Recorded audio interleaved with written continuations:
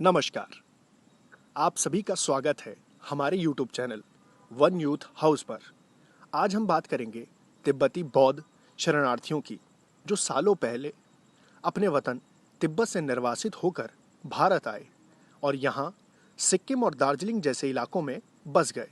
इस वीडियो में हम जानेंगे कि ये तिब्बत शरणार्थी कैसे अपनी संस्कृति, धर्म और परंपरा को जिंदा रखे हुए हैं।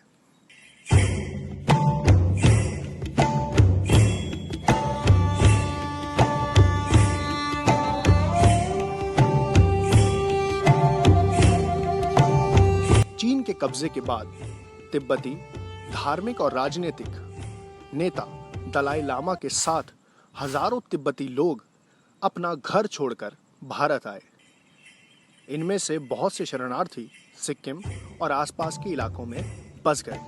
यहाँ रहते हुए भी उन्होंने न केवल अपनी पहचान को कायम रखा, बल्कि अपने धर्म और संस्कृति को भी सुरक्षित रखा।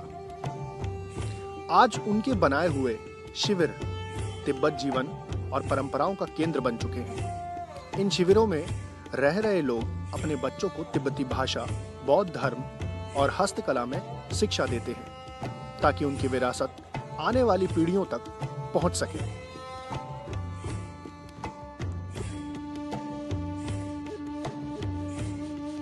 तिब्बती शरणार्थियों के बीच हस्तशिल्प कला और कारीगरी एक महत्वपूर्ण भूमिका निभाती है।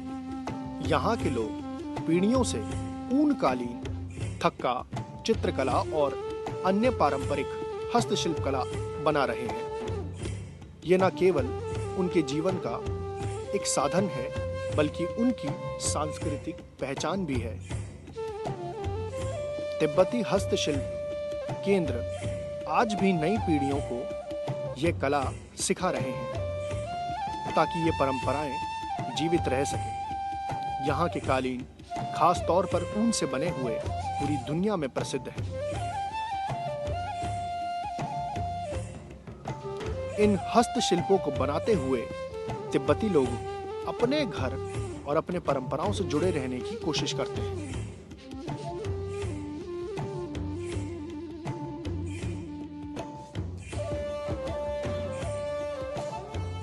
आज तिब्बती शरणार्थी न केवल अपने अस्तित्व के लिए संघर्ष कर रहे हैं, बल्कि अपनी सांस्कृतिक धरोहर को भी बचाने की कोशिश कर रहे हैं। ग्लोबलाइजेशन और आधुनिक जीवन शैली के चलते उनकी सांस्कृतिक पहचान पर खतरा मंडरा रहा है। हालांकि वे अपने धार्मिक, सांस्कृतिक और शैक्षणिक गतिविधियों के माध्यम से अपनी विरासत को आगे बढ़ाने के लिए प्रतिबद्ध है। नई पीढ़ी भी इस सांस्कृतिक धरोहर को सजोने के लिए काम कर रही है। वे अपनी पारंपरिक मूल्यों को समझते हुए आधुनिक दुनिया में अपनी जगह बना रहे हैं। तिब्बती बौद्ध शरणार्थियों की कहानी सिर्फ संघर्ष की नहीं है, यह अपने अस्तित्व और संस्कृति को जिंदा रखने की अशुद्धता मिसाल है। आज वे जहां भी बसे, उनकी परंपराएं, धर्म और कारीगरी हमें याद दिलाती है कि संस्कृति की जड़ें कितनी गहरी होती हैं।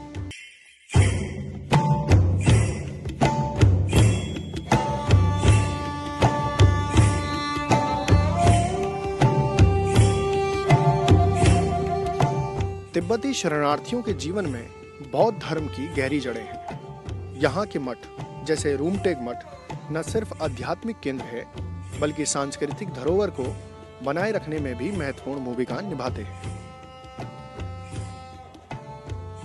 मठों में तिब्बती बौद्ध धर्म के महत्वपूर्ण अनुष्ठान जैसे पूजा, ध्यान और चाम नृत्य का आयोजन किया जाता है। चाम नृत्य एक पारंपरिक धार्मिक नृत्य है। यहाँ साधु बौद्ध पौराणिक कथाओं को प्रस्तुत करते हैं।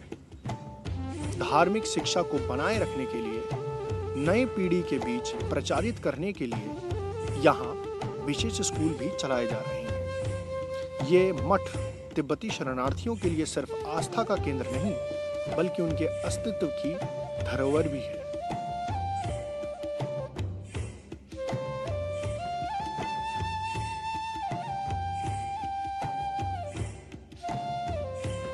तिब्बती शरणार्थियों के बीच हस्तशिल्प कला और कारीगरी एक महत्वपूर्ण भूमिका निभाती है। यहाँ के लोग पीढ़ियों से ऊन कालीन, थक्का, चित्रकला और अन्य पारंपरिक हस्तशिल्प कला बना रहे हैं। ये न केवल उनके जीवन का एक साधन है, बल्कि उनकी सांस्कृतिक पहचान भी है।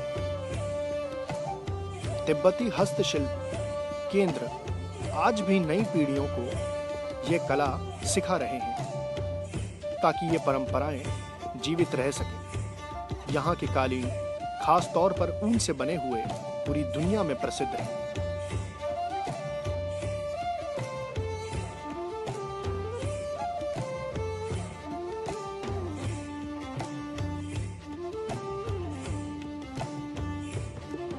इन हस्तशिल्पों को बनाते हुए तिब्बती लोग अपने घर और अपने परंपराओं से जुड़े रहने की कोशिश करते हैं।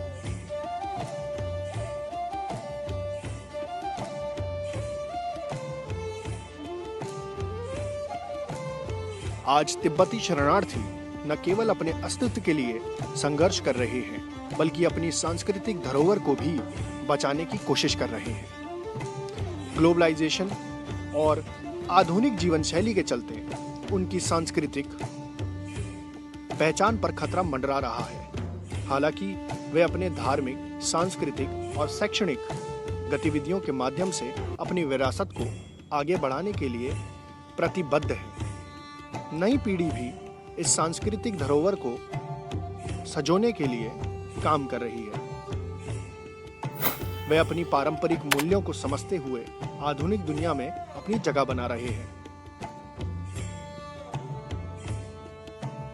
तिब्बती बौद्ध शरणार्थियों की कहानी सिर्फ संघर्ष की नहीं है, ये अपने अस्तित्व और संस्कृति को जिंदा रखने की अशुद्धता मिसाल है। हमारे चैनल को सब्सक्राइब करें और बेल आइकन दबाएं। धन्यवाद।